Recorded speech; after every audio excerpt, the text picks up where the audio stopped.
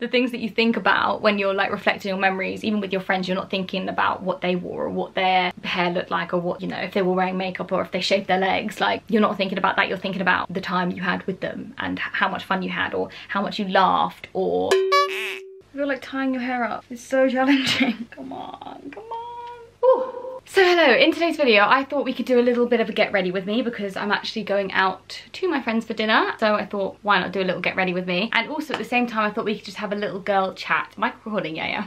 So I went on my Instagram and asked you guys to send me in any questions you had relating to anything you want. So we're just gonna go, was this clear? I don't know if this was clear. Okay, so hello, subscribe. Okay, so I think first we'll just talk about periods. There's a lot. There's a lot of questions on periods.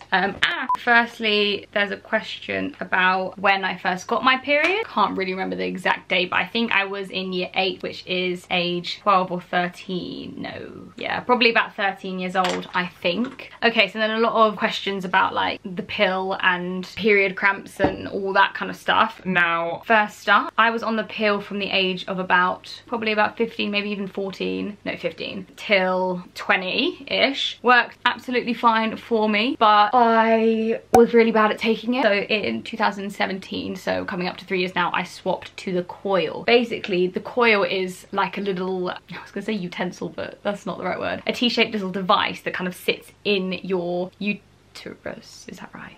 This is inside me right now. Yeah, so it's a coil, it's inside your uterus and basically prevents an egg from being released, and so it stops you from being able to get pregnant. There's two types of coils. There's the copper coil and there's the hormonal coil. So I have the hormonal coil because it's smaller and they recommend it for people that haven't had a baby yet. It's due to come out this December, so it lasts for 3 years. I think you can get one that lasts for 5 years or you can get one that lasts for 3 years, but I had the one that lasts for 3 years. So in December I need to get it, yeah, taken out. So basically with the coil, with the hormonal coil, it's very common for you not to have a period on it. So the first month I had like a little bit of a bleed after the first month, but then after that I haven't had a solid period in the last 3 years, which sounds a bit scary to others, I am aware, but it is a very common side effect and doesn't impact my ability to get pregnant in the future once I remove the coil. But obviously when I was on the pill I did have regular periods. Same topic, we're going on periods again. This is just a big amount of period talk, but thoughts on period sex. I think this is 100% individual. If you and whoever you are and your partner are comfortable, then like,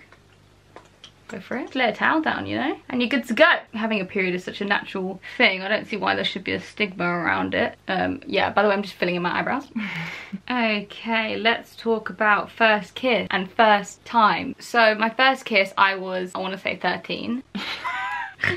It was funny. It's funny to reflect upon, but it wasn't the most, just normal, which is very normal with everyone's first experience for a lot of things. It's not gonna be the best. Okay, so when I was 13 when I first kissed someone, and I was 16, I think, when I lost my virginity. I was with boyfriends at the time of both of those. Did that make sense? I kissed my boyfriend in year 8 and then I kissed another boyfriend in year 11, 12. I've just been like going over my eyebrows for the millionth time, but they're pretty much done now, so we're just gonna move on.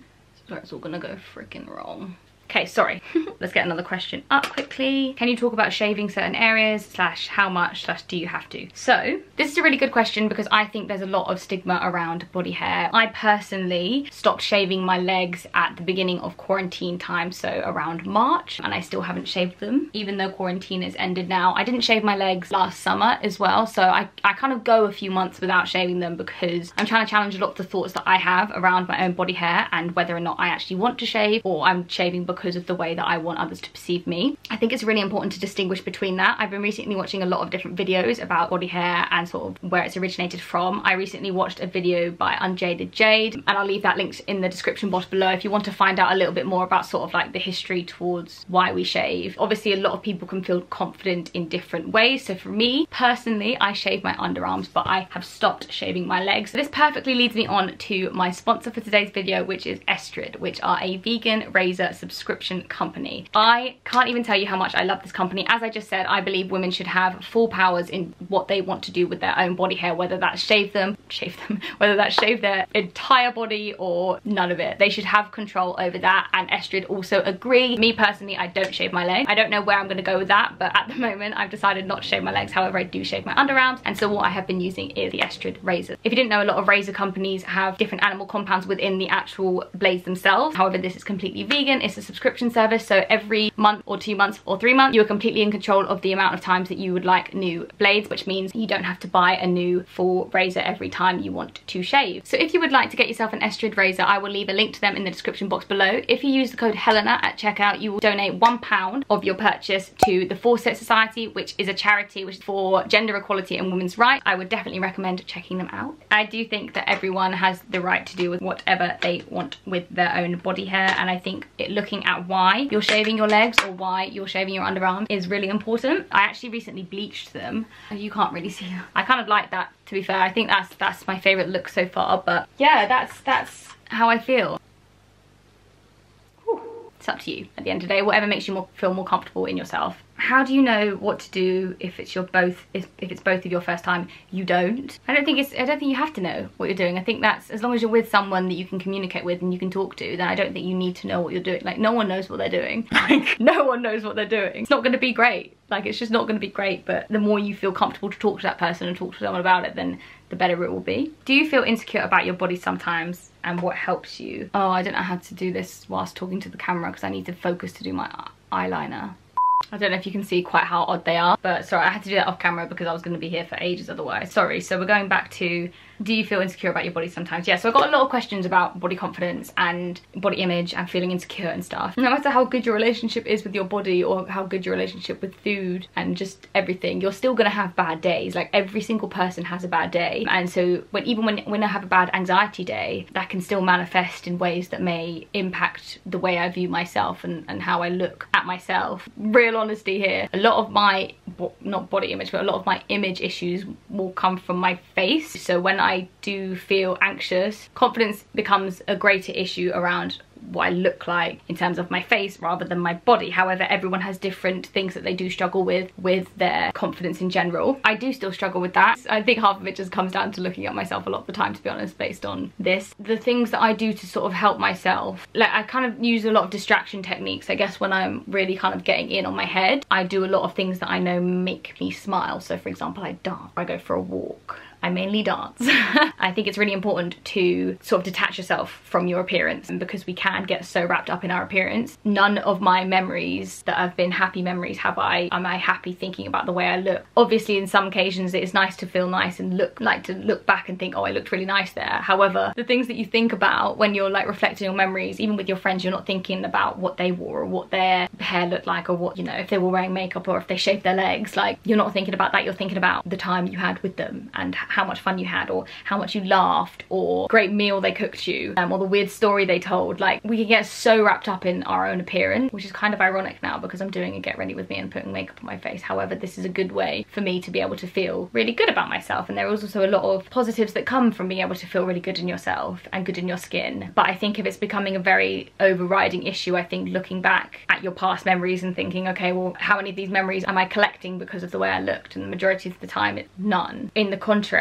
a lot of the time when I was struggling quite significantly with my body image and what led to my eating disorder, or during my eating disorder, my memories aren't very good of those times because of the amount I was obsessing over my appearance, and the amount I was obsessing over my weight and what I looked like and the food I was eating. This sheer volume of the amount that I was thinking about myself and my appearance completely tainted the memories I have of certain holidays, of certain events. I mean, to be honest as well, there's a big hole in my memory from that time because all I remember is the eating disorder I had. So I can't really remember any of the happy memories because for me there wasn't any, because I was so like developed in what I look like and things like that. So I don't remember what really the point was there, but I guess the point is when you start to overanalyze yourself and start to think about it so much, it can become all consuming. And I think you have to step out of that and realize what actually matters is not any of those things, which I can completely see. It seems silly me just saying that because it's such a difficult thing to do, but from having done it, I can tell you that it's worth it. And sort of breaking out that cycle of constantly analysing yourself is worth it. I say I have done it, I haven't finished, like you're never going to be finished that process, it just moves on to other things, but in terms of my actual body, I feel much better now than I ever did feel. So my camera died. I think I've pretty much covered everything I needed to in that question. Sorry, that was really, really long. Did you ever feel insecure about your own body during set? Yeah,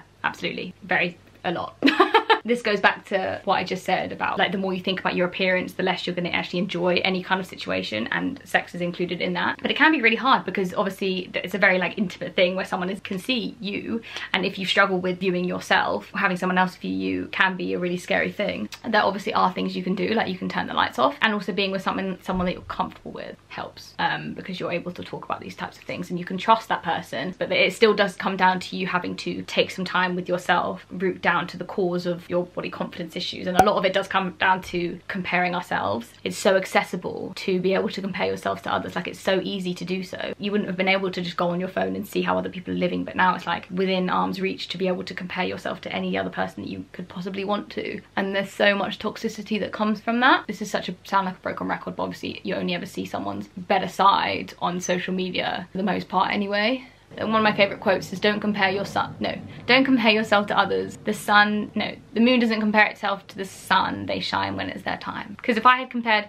myself to where I am now, back in the day, I would be jealous of myself now. It would have made me feel really bad about where I am now. I don't know if that makes sense, but I love this question. It says, do you believe that you have to love yourself before loving others? And I think this is really interesting because I personally don't think you do. I don't think you have to love. I think, right, when I was really unwell and I really didn't like myself, I literally fell in love with someone else. And so I don't believe that not loving myself stopped me loving them. However, I do think not loving myself stopped me from accepting the love from them, if that makes sense. So yes, I do think you can love other people, because I don't think you not loving yourself reduces your capacity to love. However, I think it reduces your capacity to accept love. Personally, I don't think I would be able to accept the love of someone else unless I fully accepted myself first. That's a bit intense, but yeah. How do you get more confident? Being confident comes down to accepting who you are as a person. For me, confidence did not come down to what I look like, because in reality I haven't changed the way I look well in a long time, and I think my confidence the past year has grown so much, or the past 2 years, particularly since I started doing YouTube, to be fair, has grown so much. And it's not come down to my appearance at all, it's come down to me pushing myself out of my comfort zone and being really uncomfortable for a time in order to gain confidence that I didn't have. I'm now me, whereas before I wasn't me, because I was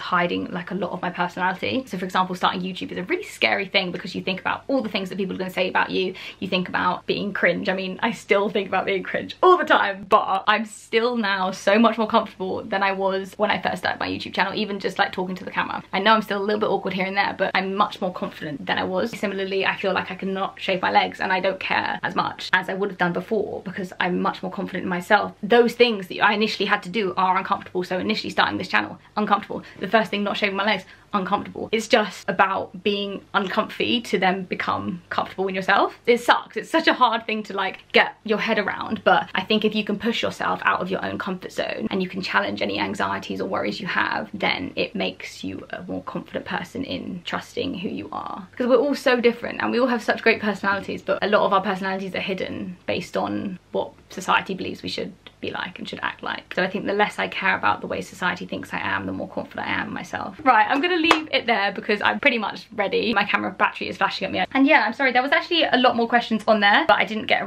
around to saying them all because I rambled for 1,000,001 years. But let me know if you want me to do any more of these types of videos because it's really fun. Let me know. Thank you again to Estrid for sponsoring this video. As I said before, I will leave them linked in the description box below if you want to check them out. And I will see you in the next one. Don't forget to like this video. If you want me to do another one, please give it a big thumbs up. Please give it a big thumbs up so I know. Thank you very much. Hope everyone is well.